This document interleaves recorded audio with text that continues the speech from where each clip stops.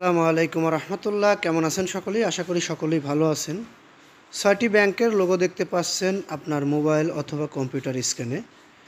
এই ৬টি ব্যাংকের গ্রাহকদের জন্য মহা সুখবর। কী সুখবর সেটি যদি জানতে ইচ্ছুক হন তাহলে একটু ধৈর্য সহকারে পুরো নিউজটি আপনাদেরকে দেখতে হবে। বিশেষ করে এই ৬ ব্যাংকের গ্রাহকদের জন্য বড় সুখবর একটি, সেটি হচ্ছে এই ৬ ব্যাংক সরকারের নিয়ন্ত্রণে চলে যাচ্ছে।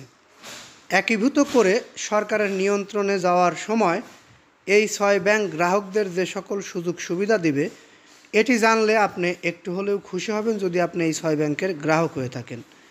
একটু ধৈর্য সহকারে পুরো নিউজটি শোনার আহ্বান জানাচ্ছি। ভালো লাগলে অবশ্যই নিউজটিতে একটি লাইক এবং কমেন্টে আপনাদের মতামত জানাতে ভুলবেন না।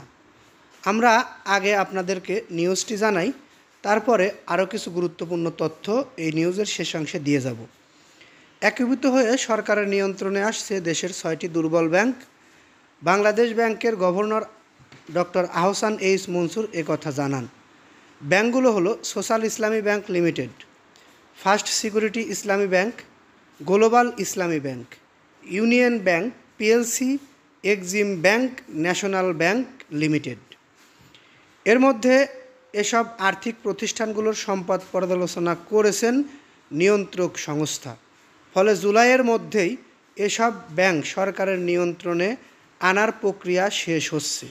সম্প্রতি একটি গণমাধ্যমকে দেওয়া সাক্ষাৎকারে গভর্নর আহসান এইচ মনসুর এই তথ্য জানিয়েছেন। ব্যাংকগুলো সরকারের নিয়ন্ত্রণে আসলে সরকারি ব্যাংক হিসেবে আর্থিক সহযোগিতা পাবে ব্যাংকগুলো। আর যখন এই ব্যাংকগুলো সরকারের নিয়ন্ত্রণে আসবে, আর্থিক সহযোগিতা পাবে, তখন কিন্তু গ্রাহকদের আমানতের টাকা তুলতে আর কোনো বাধার সম্মুখীন হতে হবে না। যেমন আমরা এখন দেখেছি বিভিন্ন সময় সরকারের নিয়ন্ত্রণে থাকা ব্যাংকগুলোতে টাকার কোনো কমতি নেই, সেখানকার গ্রাহকরা কোনো সময়ের জন্য তারা তাদের আমানতের টাকা তুলতে বাধাগ্রস্ত হচ্ছে না। কিন্তু বেসরকারি খাতের কয়েকটি ব্যাংক রয়েছে, তার মধ্যে এই ৬টি ব্যাংক অন্যতম। এই ৬টি ব্যাংক সহ আরও কয়েকটি ব্যাংক রয়েছে যে ব্যাংকগুলো থেকে তাদের আমানতের টাকা, অর্থাৎ গ্রাহকদের গচ্ছিত রাখা আমানতের টাকা, নিজের টাকা নিজেও যদি ব্যাংক থেকে তুলতে যাওয়া হয়েছে, সেই টাকাগুলো তাৎক্ষণিকভাবে তাদেরকে পর্যাপ্ত পরিমাণে দেওয়া হয়নি।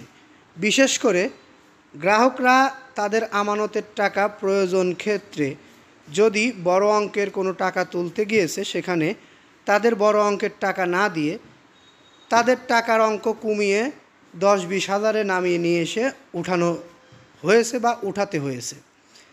কিন্তু সরকারের নিয়ন্ত্রণে যখন এই ব্যাংকগুলো যাবে, এই সমস্যার সম্মুখীন আর কোনো গ্রাহককে হতে হবে না।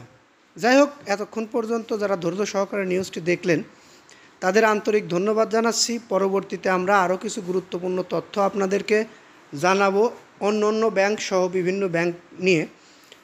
ভালো লাগলে অবশ্যই একটি লাইক দিয়ে যাবেন, কমেন্টে মতামত জানাবেন এবং পরবর্তী নিউজ পেতে চ্যানেলটি সাবস্ক্রাইব করে বেল বাটন অন করে রাখবেন। এই বলে এখান থেকে বিদায় নিচ্ছি। আসসালামু আলাইকুম।